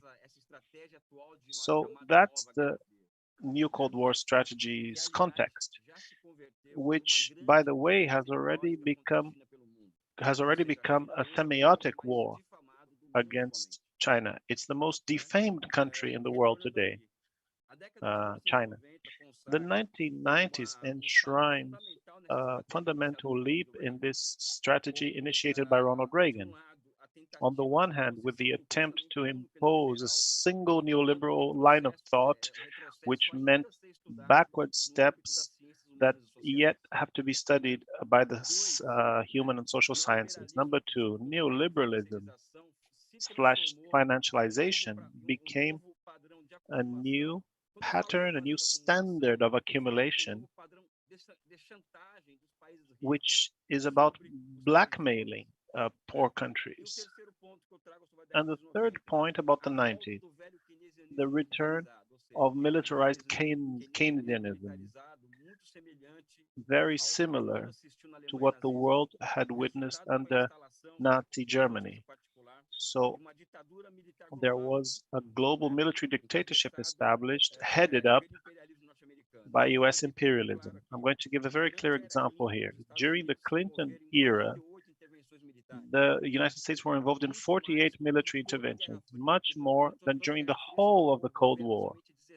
There were only 16 military interventions by imperialism, but only under Clinton, under the mantra of defending democracy, human rights, humanitarian wars, there were 48 military interventions. The Iraq War, the occupation of Afghanistan, they are part of this context, this attempt to impose a global military dictatorship, as I call it. And within this context that I'm putting in historical perspective, there are new modes. For example, the hybrid wars started by the Barack Obama government. I have no illusions with a democratic government, the Obama government, what it represented as a government. My country, my homeland, for instance, from 2006, especially from 2013, Brazil was the object of an intense hybrid war, which led to a coup d'etat, which led to a civilizatory backwardness of 20 steps back of 20, 30, 50 years. That's what we're experiencing in Brazil today. And we have here a person who was the main victim of this process, who is our very dear, beloved President Dilma Rousseff. In parallel with this, new hubs of power in the world emerged, especially with the growing political and economic power of the People's Republic of China, which since 1978 has gone through a new stage of development in its socialist experiment. The result is that after 40 years since this experience began, China demonstrates its superiority of socialism over capitalism. And here I can raise a few points that I think are fundamental. I'm very disciplined. I'm a follower of Lenin, so discipline is very important. I want to stay within my 12 minutes. Firstly, China demonstrates that history is not over. There's no end of history. Socialism is a possibility for the people. The superior way in which China responds to COVID-19 is a clear demonstration of the superiority of socialism. Not just that, when we look at the declaration of Xi Jinping of eradicating extreme poverty, what comes to mind is this human history that begins with the Paris Commune, then the Russian Revolution, the patriotic war of the Soviet people, the Stalingrad, the Sputnik launch, this happening, which was the overcoming of extreme poverty under Xi Jinping's leadership, is part of this human journey that begins in 1870. This superiority of socialism is expressed through an amazing capacity to articulate, to coordinate between the different institutional frameworks, which is summarized in the partnership between the Communist Party, 96 public conglomerates, and the unity between the people and the state. So in the last 25 years, I have sought to demonstrate that socialism is feasible in the economy, in society. It is a science and must be treated as such. And this is what I study. Based on this initial abstraction, I study the Chinese case. Chinese socialism inaugurates human reason as an instrument of government. So disruptive technologies bring about new forms of economic planning in China. These innovations, these disruptive technologies that emerged in China, by raising the capacity of economic planning of the Chinese economy, also demonstrate an increase of human capacity of intervening in nature. And these new and higher forms of economic planning were put to the test during the pandemic and were successful. So socialism as a project of abolition of private property is a long-term process. Before we get there, when it's possible to absorb and overcome the idea of private property, the socialism appears with different historical formats. And the current format is under the transformation of reason into an instrument of government. Because, for example, President Dilma, comrades of the panel, 40,000 high-speed rail tracks in 20 years demonstrate not just a figure, it's a clear demonstration of what I would call the transformation of reason into a tool of government. And that is how socialism is presenting itself before the world as superior to capitalism. I say this because it's necessary to have a new synthesis of the historical forms of socialism and how it presents itself to humanity. This is a key subject for social scientists of the progressive field to study Chinese socialism with a very advanced social engineering for our historical epoch. The Chinese experience gives us sufficient material to formulate a new synthesis about historical forms that socialism represents in our era. I believe that there are new regularities, economic regularities that are emerging in China. I cannot separate theory from history. In as much as the country advances over 40 years, the theories must accompany this process of evolution.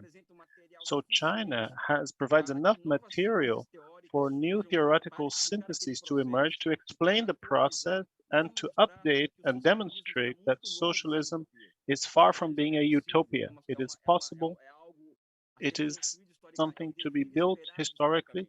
It is the future we expect. To say no to a new Cold War means safeguarding the interests of humanity that are attached to the Chinese experience. The new Cold War is part of the escalation against the peoples of reaffirmation of US imperialism as a global military dictatorship that is ready to go to war against socialism and humankind itself. So I want to say a special thank you for the invitation.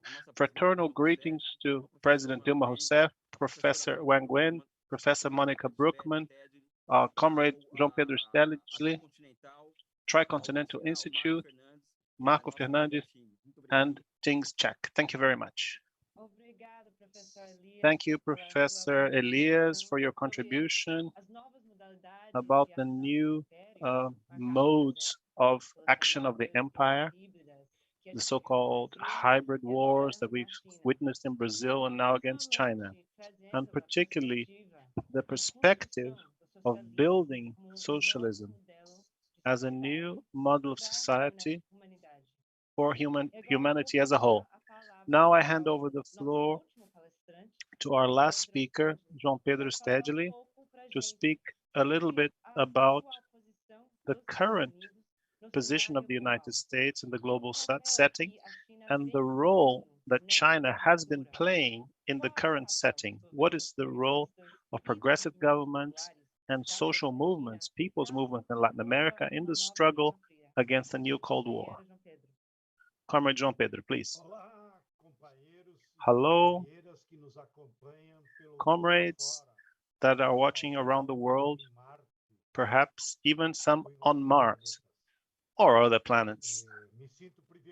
I feel privileged to share this panel with such illustrious panelists like our President Rousseff, Wang, professor who I had not met yet, but his ideas were very impacting, since there are few relations between Chinese researchers.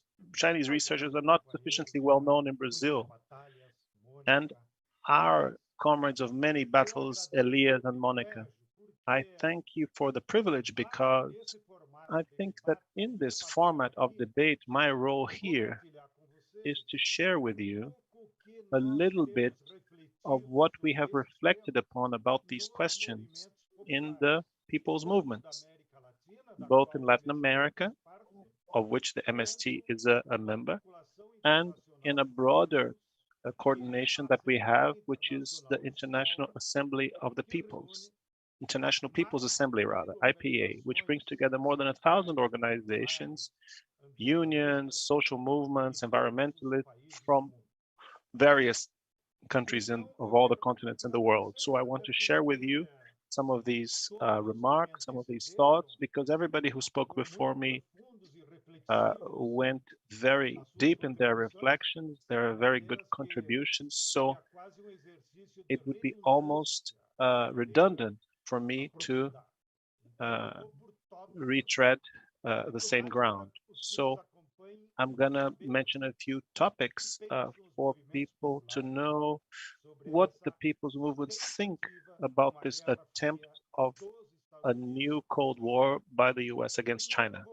So firstly, I'm going to foul-mouth the United States, not the people, of course, not the people of the United States, but the capitalists, the US capitalists.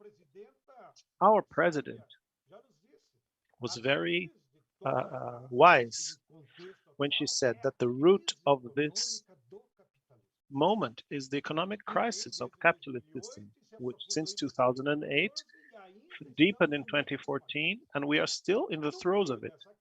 In the midst of this crisis, the empire, to protect itself, in our view, took three basic measures. First, an offensive against the commons, the raw materials of natural resources, of which Latin America produces many. So they came to appropriate our oil, our ores, our water. People don't know this. The Americans transformed the water into a commodity. And now it's being sold in the New York Stock Exchange. Who are they to tell the world that water is a merchandise, it's a commodity? But that's what they're doing, appropriating the natural products to transform into profit. And we are victims. Everybody knows. And I greet Professor Elias for mentioning this. President Dilma was defeated because of our oil, the pre-salt layer of oil that was discovered, because Brazil had a strong sovereign policy to exploit our oil. If we had had that oil find, she wouldn't have been toppled. She was toppled by the Brazilian bourgeoisie, subordinated to the US imperialists, which has been proved in the car wash operation record, where prosecutor Dallagnol and Judge Moro show that they're linked to the CIA and the FBI. So clearer than that, only if Jesus Christ and Confucius came back and explained it to us word by word. Second point, and thank you, Elias, for mentioning that as well. It's war, real war. And the victims were not mainly Latin Americans. In the current crisis, the main victims were the Middle Eastern peoples. They destroyed Libya, destroyed Syria, Afghanistan, and now they're destroying the Palestinians to feed the American economy, which is sustained by a military-industrial complex. Who are the manufacturers of the bombs and the planes that today are killing Palestinians? Today in the Gaza Strip, America. So I want to greet, I just heard the port workers of Italy have refused to load weapons onto a ship that was going from a US base in Italy to Israel. 600,000 Syrians have died. Why kill so many people? To feed the military-industrial complex of the United States. Militarily, they are losing their wars. They lost Afghanistan, did not dominate Iraq, did not dominate Iran, and Libya became a conglomerate of tribal fiefdoms. So, third measures that the American capitalists adopted, the tactic of hybrid wars. It seems that me and Elias agreed in advance, but I don't want to be pedantic, but to say something specifically to the Brazilians. So the debate is being broadcast by the Workers' Television, the TBT. There's more than 1 million people watching, and so I'll speak directly to them. Every Brazilian militant should read this book, Hybrid Wars, because here it describes by a Russian researcher who is at a British university. He looked at the documents of the armed forces of the United States and boiled it down in this book, and we translated it in Portuguese. And so the hybrid wars are the three main tactics of the Americans to conduct their ideological struggle against the peoples. Hence, and here it's written in this book, how they use lawfare, the legal war, lawfare, which put Ecuadorian president into exile, put Lula in prison with lies, and fake news that they've used in the various elections. Once again, in Ecuador, in Brazil, elected this genocidal madman based on fake news. And who had controlled the main computers that sent 80 million messages per hour? American. But to protect themselves, one was in Northern Ireland and the other one in Taiwan. They were the two main computers that were feeding the Brazilian election, possibly a third one in Ireland, feeding the Brazilian public with fake news during the presidential election in 2018. So the ideological war, what's the purpose? To prevent governments with sovereignty. The objective of the empire is to have governments that are servile, whether in Latin America, in the Middle East, in Africa, or Asia. However, there's another reflection.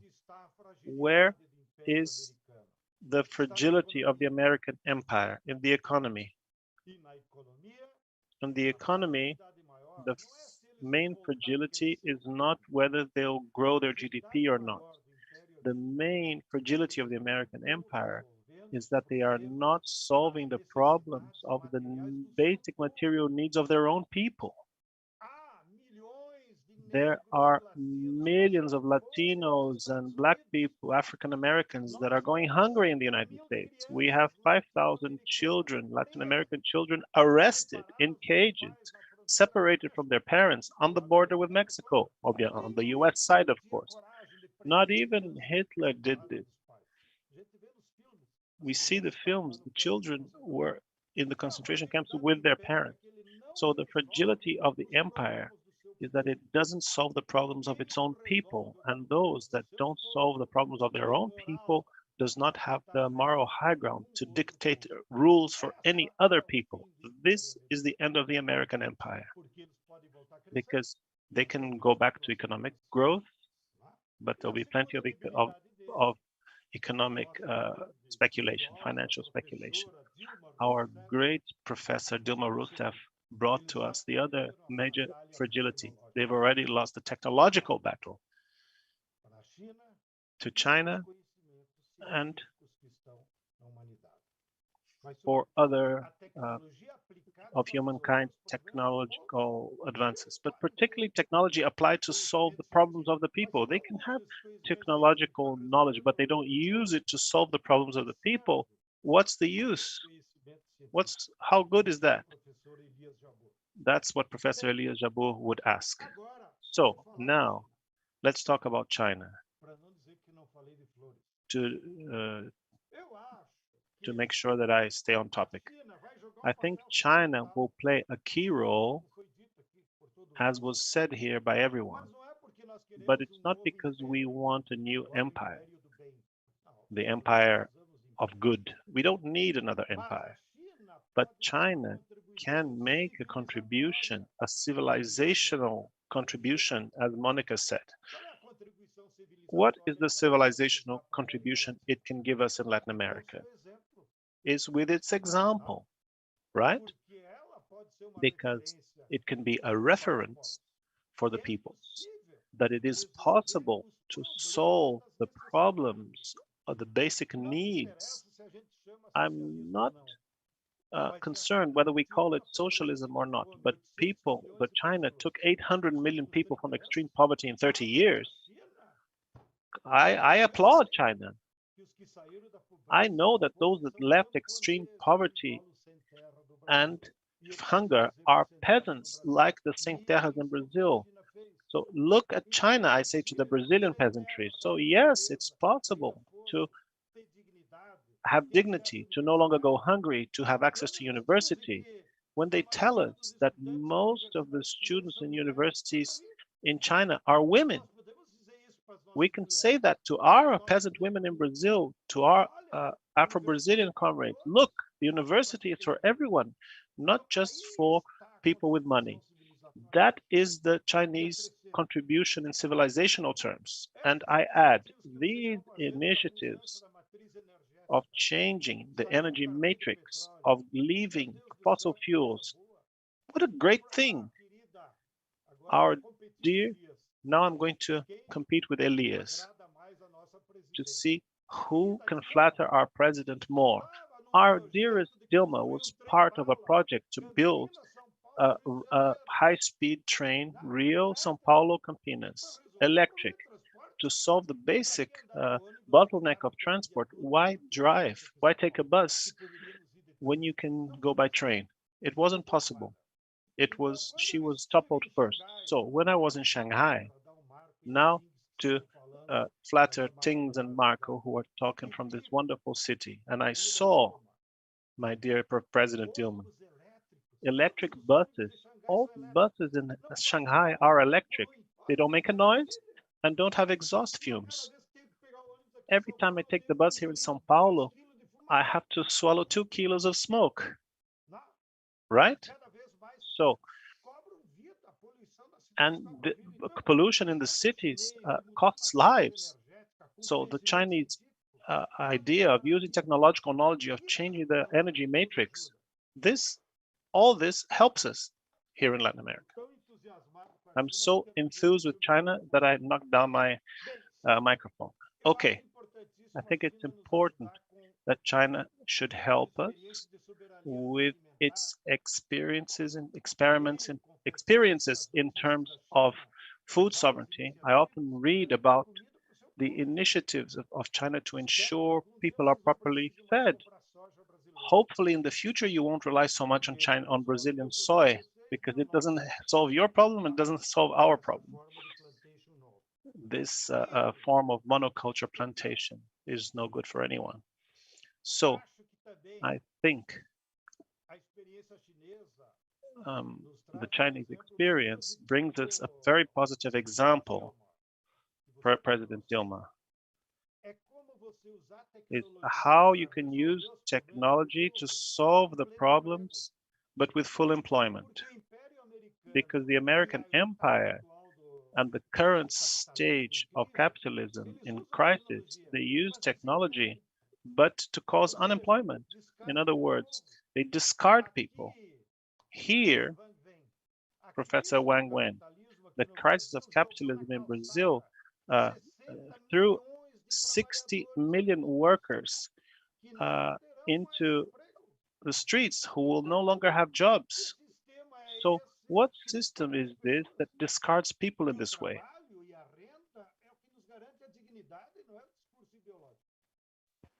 It's work and labor that guarantees income. It's not in ideological discourse. So I think China has a very important role to help us to face up to these challenges that we have as Latin America and as the world. Just to finish off, I'm going to badmouth Brazil now. Brazil, as you know, is in an economic, environmental, and political and health crisis. We have lost 440,000 Brazilians that didn't need to die. All of us here have at least acquaintances that we've already lost, loved ones. Every day we hear news about deaths which didn't need to happen. So our main task as part of facing up to this ideological war between us, which we can call Cold War, which Celso Amorim said he doesn't like. But okay, it's not a Cold War, but an ideological war. There's a clear class struggle. There's a struggle between American capitalism and the model of the Chinese solutions. There's a class war, a class struggle coming up as an ideological struggle. And me and Brazil are in the midst of this struggle, this war. So this ideological struggle means we Brazilians have a task more than bad-mouthing China, bad-mouthing the US and praising China. Our role as social movements is to ensure vaccines for all, otherwise we will carry on dying, emergency aid to help the 60 million workers who are going hungry, and down with Bolsonaro. There is no way Brazil has a future with this insane neo-fascist ignoramus of a president. He learned his CIA lessons well, this captain who was expelled from the armed forces. He never attacks China or the Chinese people. He attacks the Chinese Communist Party. He even said that here in Brazil, those who would take the CoronaVac vaccine, like me, he said that whoever would be injected with the CoronaVac vaccine would turn communist, and those who didn't turn communist would turn into alligators. So here I am. Look, I've become an alligator, a communist alligator, a Christian communist. I'm a little bit different. I and Livio Dutra are the only Christian communists in this country, Comrade Dilma. So our task is this. It's an emergency task, and you can write it down. Next year we will have elections. We will re-elect Comrade Lula, but it's not enough to have hope in Lula. With Lula, the masses will come back to the streets, and we will discuss a new project for our country, a project that will change the perverse and unjust structures that place our people in the gutter. The Brazilian people have a lot of energy, and just watch the space. Wait for us. The people will come back, as Salvador Allende forecast in his last speech. He said, "Do not give up. The people will return to the avenues." He was referring to the Chilean avenues. So don't lose hope. We will come back with Lula, with the masses, and with a new project for the country, a project that will resolve the problems of the Brazilians. Okay, that's it. I've gone over time, but I'm happy to be here, and thank you all for your attention. And especially for those at home watching us, greetings to all of you. And just to repeat, take the CoronaVac vaccine. Greetings to you all. Goodbye. Yes, take the CoronaVac vaccine and become communist alligators. Your statement is very strong, President. Sorry, go ahead. No, I just wanted to say this. Take the CoronaVac, become communists and alligators. Okay, so here we've already had the vaccine. Me too. We've already were communists, and now we're even more communists. Now we've become alligators as well. So I think it's important to become an alligator as well, you know, Marcos, because they've got a thick hide, alligators, and for the political struggle and all the struggles, you need to have a thick skin. So if anybody is thick-skinned, it's the Chinese people. So I think after those 6 interventions, I think it's a mixture of like Jesus and Confucius with Mark, Mao Zedong and Xi Jinping. I think we have great material to circulate in our networks. We've heard that thousands of people watching live in China, in Brazil, and we're sure that in other countries as well, in Europe and in the United States as well. And we just wanted then to really thank you all and recall that the No to the Cold War campaign is carrying on here in Brazil as well. We're holding events of this type, and I'd just like to share with you, inspired by the interventions, a recent survey published by the Washington Post. It's not a Chinese Communist Party survey. It was made by the University of Canada with 20,000 Chinese people, which showed that the support of the Chinese people to the Chinese Communist Party is no less than 98%. Not even President Lula, who left the presidency with 87%, made it to that figure. So I think that makes it clear, as Professor Monica said, the failure of the US strategy. It's related to the fact that there's total support for the government by the Chinese population and to the incapacity of the US to resolve its own people's problems.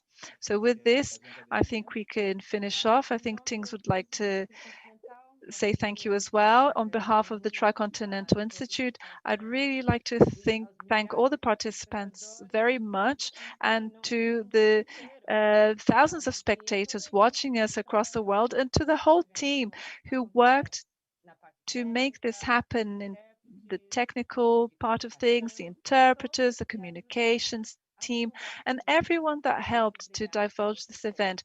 Thank you very much to you all. So on behalf to the No Cold War campaign, I'd like to make particularly thank our President Dilma, also our Chinese guest, Professor Wang, and to thank our partners, TVT, the Workers' TV, the Brasil de Fato newspaper, and the Chongyang Institute. And to remind you all that those who would like to find out more the campaign, the nocoldwar.org campaign, we will be publicizing this address or tricontinental.org. And for those who want to hear news of China, we have a weekly bulletin called News from China, which is at dongxingnews.org, which we can also send to you in the description here in social media. And I'd just like to thank you all and say good morning, good afternoon, good evening to you all. And let's take the coronavac vaccine in order to develop a thick skin, in order to undertake the struggles that we will all be facing in the near future. Goodbye, everyone.